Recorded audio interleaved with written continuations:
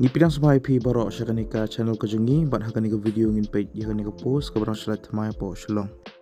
Subscribe ya kanika channel but turn on your notification bell ru kana mo pinumdo iki videos kibing upload. Pila ban follow ru ya ka Instagram account kajungi.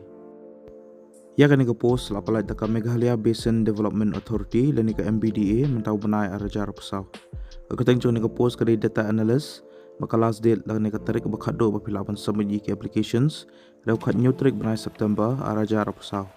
Ya kan nika post data analyst ka like away. Kerja kajang ka posting kare po Shillong ke age limit le nika kata ka bahedo ka dei sapusan senam.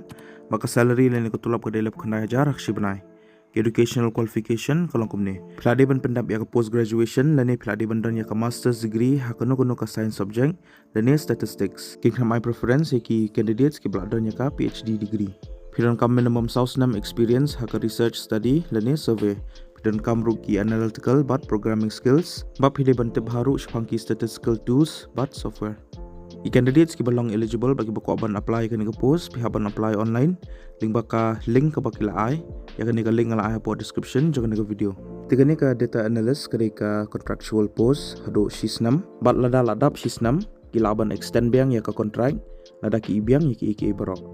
Ya kan ka official advertisement leni notification ke bala apply hi dagan ka MBDA ngala ai po description jangan ke video ti philaban download bat philaban pulih hi ya ka.